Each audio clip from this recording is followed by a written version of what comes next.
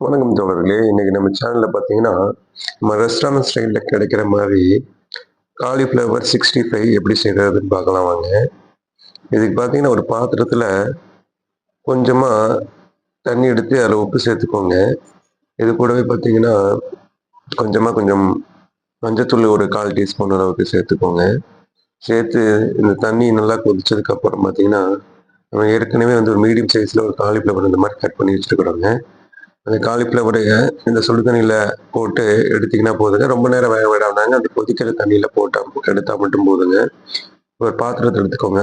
அதில வந்து 2 table spoon அளவுக்கு கார்ன்ஃப்ளவர் மாவு எடுத்துக்கோங்க. இது கூடவே பார்த்தீங்கன்னா, 1 டேபிள் ஸ்பூன் அளவுக்கு கடலை மாவு எடுத்துருக்கிறேங்க. அதையும் இது கூட சேர்த்துக்கோங்க. அப்புறம் இது கூட பார்த்தீங்கன்னா, மைதா வந்து 1 டேபிள் ஸ்பூன் அளவுக்கு எடுத்துக்கோங்க. இது எல்லாமே 1 டேபிள் ஸ்பூன் அளவுலயே சேர்த்துக்கோங்க. அரிசி மாவும் 1 டேபிள் ஸ்பூன் அளவுலயே சேர்த்துக்கோங்க. அதோட கூட பார்த்தீங்கன்னா, மிளகாய் தூள் சேர்க்குறேங்க. இதில நான் எந்த கலர் பொடியும் சேர்க்கலைங்க. மிளகாய் மட்டும் ஒரு 2 டீஸ்பூன் சேர்க்குறேங்க. அதே பார்த்தீங்கன்னா, மல்லித்தூள் வந்து ஒரு 1 டீஸ்பூன் சேர்க்குறேங்க. இது கூடவே பார்த்தீங்கன்னா, கரம் மசாலா ஒரு டீஸ்பூன் சேர்க்குறேங்க. இது கூடவே பார்த்தீங்கன்னா, ஒரு மஞ்சத்தூள் ஒரு 1/4 டீஸ்பூன் சேர்க்குறேங்க.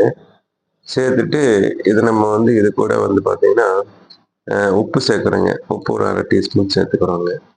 ஒரு எலுமிச்சம்பழம் பார்த்தீங்கன்னா, ஒரு 1/2 எலுமிச்சம்பழத்த அந்த சாறை இதில வந்து நல்லா பிழிஞ்சு விட்டுக்கோங்க.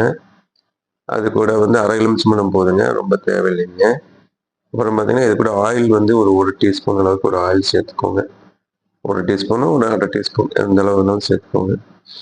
சேர்த்துட்டு பார்த்தீங்கன்னா, ஃபர்ஸ்ட்டு தண்ணி ஊத்த வேணாங்க. தண்ணி ஊத்தாம இது எல்லாமே இந்த மாரி ஓரளவுக்கு மிக்ஸ் பண்ணிக்கோங்க. ஏன்னா ரொம்ப தண்ணி ஆயிறக்கூடாதுங்க. தண்ணி வந்து பார்த்தீங்கன்னா, கொஞ்சமா சேர்த்தா போதுங்க. இந்த மாரி கொஞ்சம் கொஞ்சமா சேர்த்து நல்ல ஒரு கெட்டித்தன்மைக்கு ரொம்ப லிக்விட் மாரி தண்ணி மாதிரி மாவு கிடைச்சிடாதுங்க. இந்த மாரி கொஞ்சம் கெட்டியா கிடைச்சு எடுத்துக்கோங்க. பார்த்தீங்கன்னா, ஏற்கனவே நம்ம வேக வச்சு எடுத்த காலிஃப்ளவர இது கூட போட்டு ஆட் பண்ணி, இது மாரி நல்லா ஒரு பெரட்டி விட்டுருங்க மசாலாவ.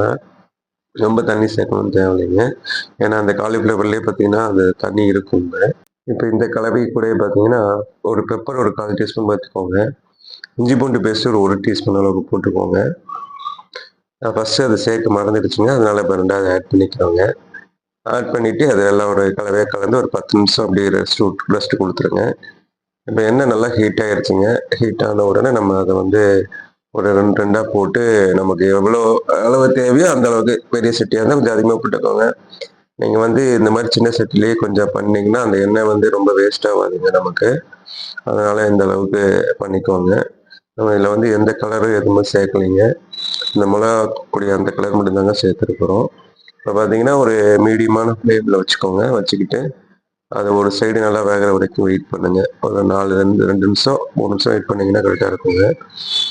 அதுக்கப்புறம் பார்த்தீங்கன்னா, இன்னொரு சைடு போய் திருப்பி விடுங்க. திருப்பி விட்டு அது ஒரு 1லேருந்து ஒரு 2 நிமிஷம் வேக விட்டு எடுத்துருங்க. இப்ப எடுத்துட்டீங்கன்னா, உங்களுக்கு காலிஃப்ளவர் சாப்பிட தயாராகிடுச்சு ஃப்ரெண்ட்ஸ். இது எப்படி இருக்குன்னு செஞ்சு பாருங்க. செஞ்சு பார்த்துட்டு எப்படின்னு சாப்பிட்டு பார்த்துட்டு நம்ம கமெண்ட் செக்ஷன்ல எப்படி இருக்குன்னு சொல்லுங்க. Okay friends. ரொம்ப தேங்க்ஸ் ஃப்ரெண்ட்ஸ்.